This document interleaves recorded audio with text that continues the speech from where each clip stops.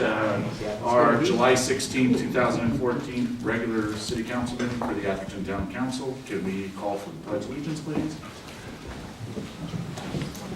I pledge allegiance to the flag of the United States of America and to the republic for which it stands, one nation, under God, indivisible, with liberty and justice for all.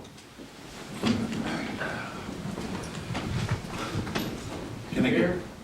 Oh, I love it. Roll call, please. Councilmember Lewis. Aye, present. Councilmember Whitmer. Here. Vice Mayor DeGolia. Here. Mayor Weiss. Here. Good evening, everybody. This evening's probably going to be a pretty quick council meeting. It's warm. We've got a few things on the agenda, and we're going to go ahead and move on to any public comments for any item that is not on the agenda. Seeing none, we're going to go ahead and close public comments. We do not have anything reporting out of closed session. Can we go to item number 6, City Manager's Report, please? Thank you, Mr. Mayor. Members of the council, you have the city manager's written report. I'm happy to answer any questions you might have regarding it, and staff's here as well. That was the fastest city manager's report I've heard in a long time. Any questions for the city manager on the city manager's report? Councilwoman Lewis? I'm fine. Thank you very much. Seeing no questions, thank you, George. I don't have any questions, and it was a very good report. I do want to say that the chief's not here. A very good job by his department, and very well appreciated, and the residents are seeing their presence. Okay, so we're going to go ahead and move on to the consent calendar. Items number 8 through 12. Would any members of the public like to pull any item number 8 through 12 on the consent calendar, or staff? Seeing none. I'd like to have 11 moved to the end of the session for potential discussion, as it actually has a section that's tied to the program manager contract. Perfect, Bill. We'll move item number 11 to the end of the agenda after item number 18. Thank you. Any other items? Any council members want to pull an item from the consent calendar? Seeing nobody pulling any item from the consent calendar, can I get a motion to approve the consent calendar minus number 11, please? So moved. Second. All in favor? Aye. All approved. Thank you very much, everybody. Let's go ahead and move on to the public hearing, to the regular agenda, which is item number 13. Adopt a resolution 14XX designating a voting delegate and up to 2 alternates to the League of California Cities Annual Conference, September 3rd through the 5th in Los Angeles. Thank you, Mr. Mayor. Members of the council, as you mentioned, the council is September 3 through 5 in LA, not Sacramento, as is noted in the recommendation. The study session for the city council is also September 3rd. So if 2 of you go, we don't have a study session that night. Presently, there's nothing pressing on that agenda, so if that meeting is canceled, that's fine as well. This evening, we need to designate a voting delegate and a potential alternate if 2 of you are going. Funds are in the budget for 2 to 3 council members to attend, and either I and or Teresa will also be attending. The recommendation is to determine who, if anyone, is going, and adopt a resolution designating a voting delegate and an alternate. Thank you, George. Any questions from the council? Seeing none and hearing none, Elizabeth, we're going to go ahead and bring it back out to the public. Any public comments on this item number 13? Seeing no public comments on item number 13, we're going to go ahead and close public comments, bring it back to council. Can I get some suggestions from council related to a voting delegate or anybody interested in going? Elizabeth, are you going? Yes, I am. Okay. Well, I'd like to nominate Elizabeth. I'll second it. And I will go ahead and suggest that I'll be the alternate. So can we make a motion with her as the designated person, and I'll take the alternate from her, just in case? If she accepts that, yeah. Would that be okay? Perfect. Can I get a motion to that effect? So moved. All in favor? Aye. Aye. Aye. So, Mayor Weiss, Councilmember Lewis are the 2 members going. Thank you. Okay. Thank you very much. So let's go ahead and go on to item number 14. Amend the resolution 14-05 to add a council member liaison to the Parks and Recreation Commission and approve the mayor's selected appointments. Thank you, Mr. Mayor, members of the council. There is a council member liaison to every advisory committee set up by the council except for Park and Rec. Staff recommends that the council appoint the liaison to this commission/committee. Staff also recommends that for consistency, you change the Park and Rec Commission title to committee, as is consistent with every other advisory committee within this resolution, covered by the resolution. The only changes in the attached resolution is to change the word commission to committee and eliminate all references to commission, and then adds the council liaison to Park and Rec. Nothing else with respect to the resolution is on the agenda tonight, but if the council desires any other changes, you can certainly suggest them this evening, and staff is happy to add them to a future agenda for discussion by the council. Recommendation is that you adopt the resolution, making the two changes, and approve the mayor's appointments as primary and alternate liaison. Thank you, George. Any questions for staff on this item? I asked my questions, and the reference to potential changes sometime in the future actually pertained to a discussion I had with the city manager. I could bring it up now, or I could bring it up after public comments.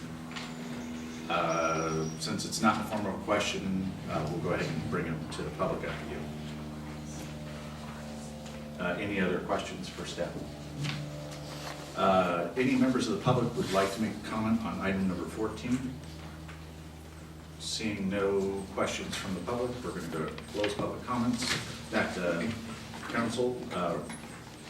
Bill, would you like to finish your? Yeah, going through this, and I know we haven't made any real changes to it per se, but as we were making additions with regards to section 4 of the ordinance now with Parks and Rec, I paid a little closer attention to the actual advisory responsibilities, and there were two that stuck out that I wasn't sure that really should rest with that committee. One is the master plan. Yes, they need to participate if we're going to do a master plan, but this requires them to maintain and update a master plan annually. And, we know what we're doing with the current master plan. It's taking, more than a year to get it done, and really it's ending up being, it's the commission as well as the council as a total to make the decision. So I think we should maybe amend B, and then also on D, I found it a little odd that this commission was going to be making recommendations on acquisition and development of new recreation areas. And if we're going to be acquiring space, that's the decision of the council, and I'm not really sure that we have any on the books right now that we're looking at, but that seemed to be a little bit out of place, and I'd suggest that perhaps staff consider amending, B and D at a future time when we're updating this ordinance. Resolution, and George said that if the rest of the council agreed with those, then they would take that into consideration in the future. Not necessarily agreed with the changes, we but don't- agreed to no. bring it back to Right. the council, right? Right. Rick? Absolutely. I think they're good things to bring back. Oh, okay. I think that the recommended change by staff is a good change. I think that the park is an area that we're going to need to focus on in the years ahead.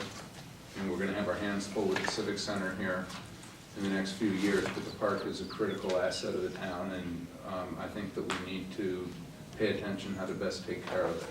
And that means not just design, but figuring out how to properly maintain whatever we design so that the investment is well used and protected, and not just planting done or facilities developed and then not taken care of, which I think has been part of the problem in the past. So I think it's a good suggestion.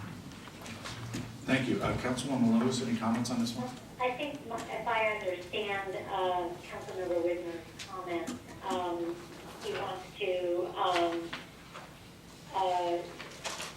change the section where it talks about the responsibility of the Park and Rec Committee to maintain and update the master plan on an annual basis.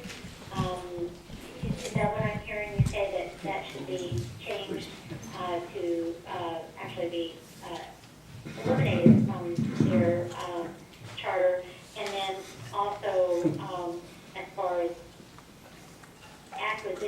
further acquisitions, that they would not take a look at that as a first pass. I mean, it's my understanding that the Park and Rec Commission is really a body that is supposed to have their the pulse on the town and the park and the needs of the park, that they review and study and then make recommendations to the council for council to look at. And so, if there were other park acquisitions in the future, I would like to have that body take a look at that. Yeah, Councilwoman Lewis, Yes. I think you didn't hear what was actually suggested. What was suggested was that this come back in the future. It's not on tonight's agenda, so we can't discuss what we'd like to see happen with it or if it's a good idea or a bad idea. The only question raised was, can we bring it back in the future? And I think I heard a consensus here that the answer was yes. Okay, as long as, yeah, it would, I don't see anything having it further discussed in the future. Beautiful. Thank you, Councilwoman Lewis. We'll bring that back to us. And what I'm going to do is, I'm going to make a recommendation, and I will tell the audience that everyone on the council wants to be involved with the park. This was something that you'd think that we have enough to do, but everybody here wanted to be the liaison with the park. Councilmember Whitmer, Councilmember DeGolia, Vice Mayor DeGolia, excuse me, Councilwoman Lewis. And so, I'm going to make the recommendation at this point with some logic that Councilmember Whitmer being involved with the Hobart Palmer Park Foundation, Councilwoman Lewis being involved with the Dames. The more eyes and ears that we have in the park, the better off we are. And this is only going to be for a few months through the rest of the year until it gets shaken up by the incoming mayor. So I'm going to make the recommendation that Vice Mayor DeGolia be the liaison, and I'm going to go ahead and take the alternate, if that would be okay with my fellow council members. I would like to hear a motion related to that. I support that motion, good logic. Would the motion include amending the resolution as suggested? Absolutely. So amending the resolution and adding me as the alternate and Vice Mayor DeGolia as the appointee. Right. So we have a motion on the table. Can I get a second on the motion? Pass. I have a second, and all in favor? Aye. Aye. Thank you very much.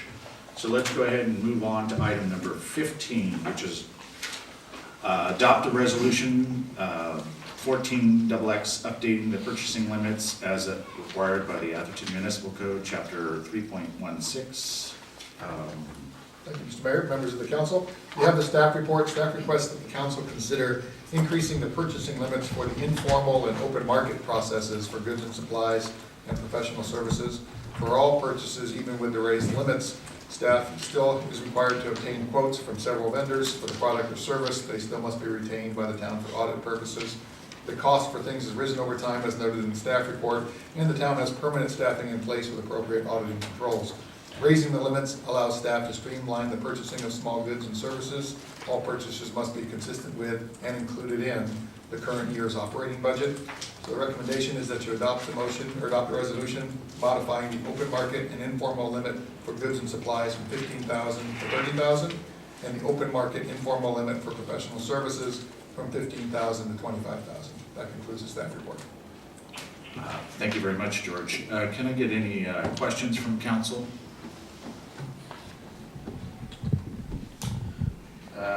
Question, I have a question. Please, Vice Mayor DeGolia. Staff is recommending that the upper limit on the informal process be raised to $30,000, is that For correct? goods and supplies. Yes. Any other questions? Seeing none, any question? I have a question. Oh, please, Councilwoman Lewis. So, these expenditures would have to be already in our budget that council will have approved before these expenditures can be purchased? Correct. Okay? Okay? So for example, this would apply to the AV or the technology that we're adding to the council chambers, Yes, because we haven't done it yet. that's correct. So an obvious question, we can bring this back before us and change it if we don't like the limits that we set this evening. Correct. Beautiful. Any other questions?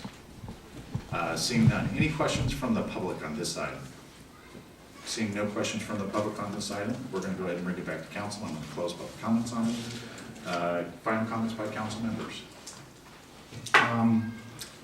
Yeah, for me, this is not a question of necessarily saving staff time. It's more of a question of transparency, getting the right bids, and doing the right thing for the taxpayer.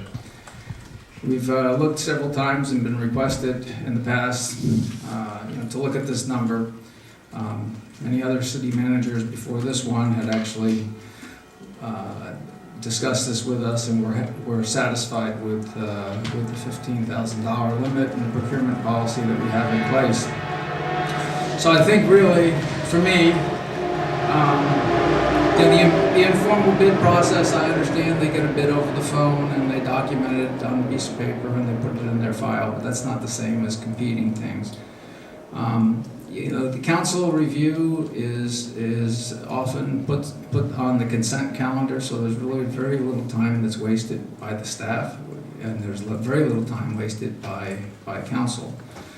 The procedure as it sets does address emergency procurements, and if staff doesn't feel that that's necessary, then that should come back for proposal. But I think really, for transparency purposes and in light of the fact that every day you pick up a piece of paper and you read about there were high spending limits and there weren't proper controls and oversight, or people didn't exercise their responsibilities, and there was embezzlement.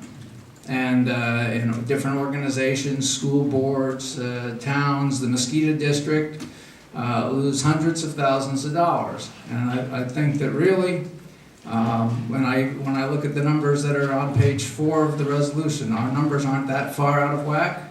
Could they be raised $1,000 or $5,000 here? Yes, maybe. But I don't really see that this is a problem as presented here, and I would urge, from transparency purposes and for doing the right thing for the taxpayer, that my fellow council member consider not changing those at this time. Councilwoman Lewis, any comments?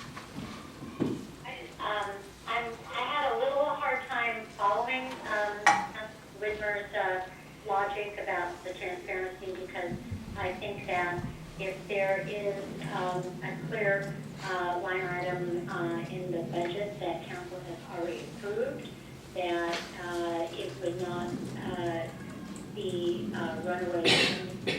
Comparing our town to the mosquito abatement district is kind of, I think, a little a stretch there. But my concern would be that we're creating a policy based upon a one-time situation, i.e. the video conferencing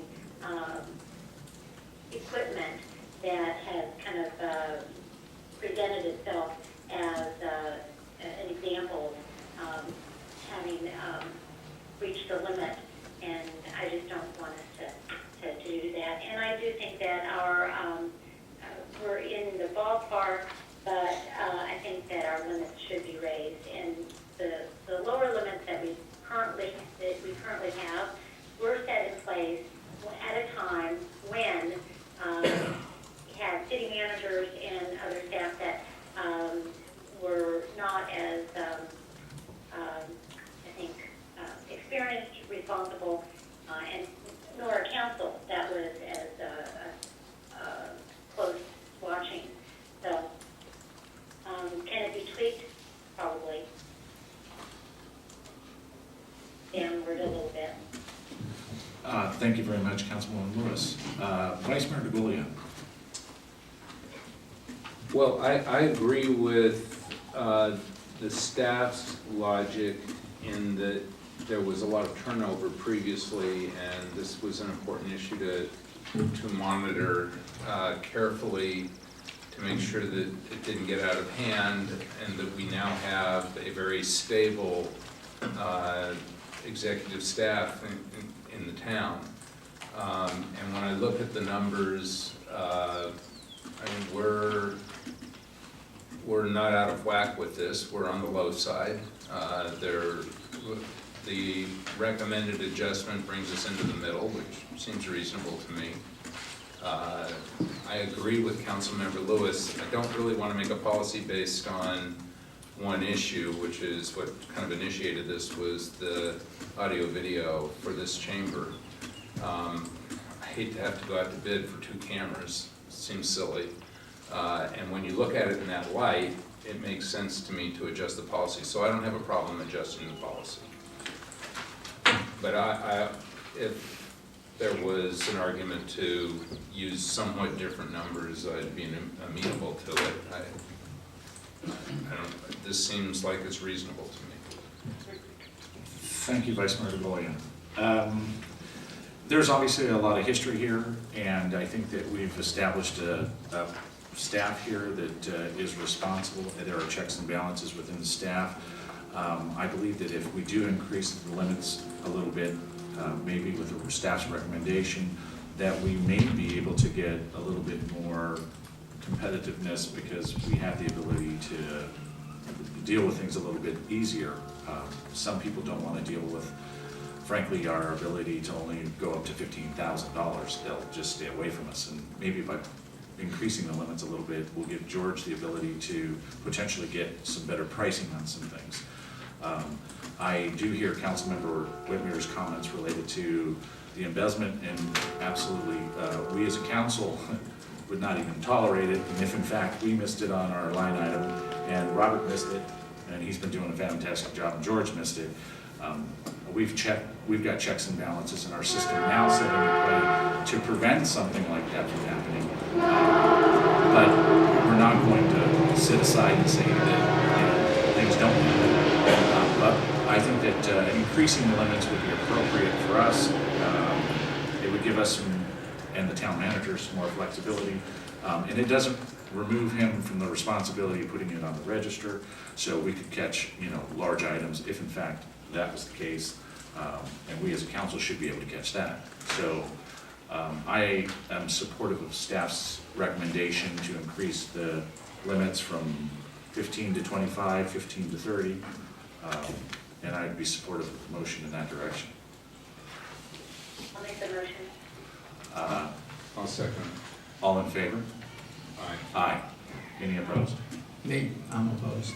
3-1. Thank you, Bill. Sorry we couldn't all get on the same page on that one. So let's go ahead and move to item number 16. Parker Avenue property owner survey results, please. Thank you, Mr. Mayor, members of the council. You have the written staff report. We've also received a copy of an email handed to us this evening by Grant Anderson for a resident at 62 Parker. Pass those up. And the email merely indicates that they're in favor of the abandonment process. The staff recommends no action at this time and allow the encroachment permit process to continue. This has been before the council on a couple of occasions so far. The creation of the final encroachment permit process will take about another 60 to 90 days to enact, and will ultimately return to the city council at a future date for approval before we start initiating it. If at some point in the future the desire of the street changes, residents can certainly submit written requests or petitions for the council to reconsider abandonment. The council may wish to consider setting a threshold for organizers of this effort, such as 50, 55, 60, 70, whatever threshold you might deem appropriate. Right now, it's 11 residents are in favor of the encroachment permit process, and with this addition, 7 are in favor of the abandonment process. And you can note from the graphic that you have that I handed out to the council via email earlier, visually where those homes are on the street. This new one is 62 Parker. So the recommendation is that the council take no action at this time, allow the encroachment permit process to continue, and when at some future date the residents on the street provide the council with written or signed petition requesting that we again consider abandonment, return the item for the council's consideration. Again, the council may wish to advise the residents this evening if they want to set a threshold for that reconsideration. That concludes the staff report. Thank you very much, George.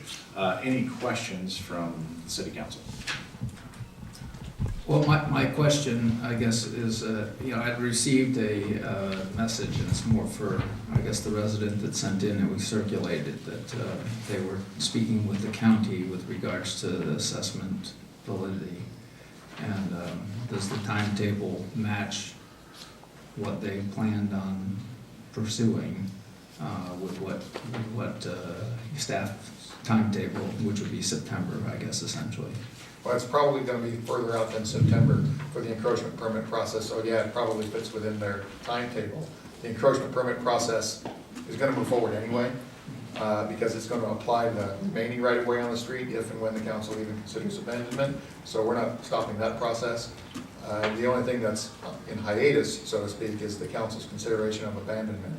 And staff's recommendation is that you not put the onus back on staff to recirculate and bring the information back, that you put it back on the residents to say, all right, right now we know it's 11 to 7. If you've got something different at some point in the future, whatever that might be, bring it back to the council. Thank you. Thank you. Any other Another questions? question. Please, Vice Mayor DeGolia. At one point, staff indicated that if there were enough contiguous parcels that were interested in abandonment, that would form a critical mass to enable abandonment. I don't remember what the number of contiguous parcels would be and what your sense is of that. There's no magic number, Vice Mayor, but quite frankly, it's problematic if you reverse this in the yellow ones, including if you added 53 and 89, you might have an argument that you could do something that would allow for not a special treatment of any single parcel or a couple of parcels. The problem is it's backwards, and what happens is you end up with what almost looks like spot zoning, because one guy gets a setback that's different than the next property. And right now, anything that could be done essentially with abandonment could theoretically be done as well by the city council through the encroachment permit or through a variance. If that were in fact, some were out, some were in, to make it even, you could do that. So we looked at it at the staff level and basically convinced ourselves that, and by the way, there is a cost. It's not free to abandon the property. You have to go through public hearings, and you have to essentially notice a whole bunch of people and do a lot of things with the county and LAFCO and others that does make it, this would take probably 6 months to a year if we wanted to abandon it. Thank you. Councilwoman Lewis, any questions? My only position on this is, and has been, making a decision that would effectively create a financial liability for property owners who are not in favor of the abandonment process. And in my mind, unless there is a unanimous decision, I think, of all property owners on Parker to go one way or another, the status quo should remain the same. We should, continue our encroachment process ordinance. Otherwise, and I did get an email that indicated that Supervisor Horsley was going to make a commitment that there would be no property tax increases. I can't find it right now on my laptop with the agenda up, but is that correct? Staff hasn't heard anything of that sort, or hasn't seen anything of that sort, let me put it that way. Anyway, so that my position is, I think what the city manager was just saying is that at this time, since we don't have not even a majority, but or a unanimous vote of all the residents to do the abandonment, that we should not take any action at this time regarding the abandonment process. for the question. No, that probably wasn't the question, but that's okay. Thank you, Councilwoman Lewis. I'm sorry, I thought that. That's all right. That's all right. I know I can't see you, so I'm working on I'm working a little blind here. Okay, so we have no more questions from council. Thank you, council members. And I'm going to bring this out to the public. Can I get any public comments on this item? Oh, don't race to the microphone. All right, seeing no well, I'm giving everybody an opportunity. Thank you.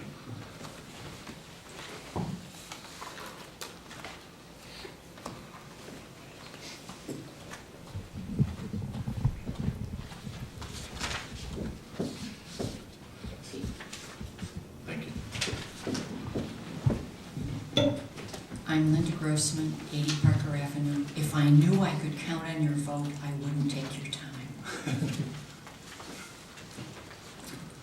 Because in 2010, the then Atherton City Council ignored the recommendations of their planning commission and voted to change Parker Avenue with what is now the current overlay. I'm here this evening to beg this city council to accept the town's staff's recommendation and not take any action tonight. As you can see from Mr. Carlson's scale drawing, which I sent you all by email, and I gave the town 25 copies so they could have them in package tonight. You can see from that there will be major changes from what is currently the footprint. Only one person has made any change in their house based on the 2010 overlay. So to use the 2010 overlay as a basis for comparison is misleading, if not actually disingenuous. We have a beautiful street, and it would be great if we could keep it that way. Now, because I still have a minute and a half left, I have something from Marilee Gardner, who couldn't be here tonight. And what she says is, I'm thrilled that the majority of my fellow Parker Avenue residents are happy with the street they saw when they purchased their homes. I'm relieved that the street will remain essentially the same. My only concern is that with a different city council or the sale of 1 or 2 properties, we could see this problem arise again. I beg you to please make this the last time that my neighbors have to appear in front of the council to beg for what everyone else takes for granted. That is, that they will be allowed to live quietly, peacefully, and happily in their homes. Please do whatever needs to be done to write this on stone tablets. I honestly believe that no one, with one possible exception, no matter what their preference, wants to face this again. I believe that it is with your power to make the 2010 decision permanent. I believe it is in your power to make sure that I can continue to live in my home, on my street, and in my town without fear of harassment and upheaval. Thank you, Marilee Gardner, and thanks for the extra time. No, thank you, Linda. Any other comments on this item? Seeing none, I'm going to go ahead and close public comments, and I'm going to bring it back to council. Can I have council members make your final comments? My only comment is I think that, I guess, staff's recommendation that we continue and delay no action at this point in time until they make the development of the encroachment process, and that allows other things to potentially be worked if in fact they are being worked. So that we would look at this then in 3 or so months. I think that's the proper thing to do at this time, and not make a decision today. Thank you, Councilman Whitmer. Vice Mayor DeGolia, any comments? I agree with Councilmember Whitmer.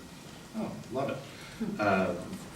Councilwoman Lewis, can I take it you already made your comments, or do you want to make some more? No, I'm fine. I'm sorry I jumped ahead. No, don't worry. I only run this operation every once in a while. Thank you very much. So, I'm going to go ahead and say I believe that staff's recommendation is appropriate at this point. I think that a reasonable threshold, which is pretty typical of most cities with transition, is a 70% threshold. If we could see the 70%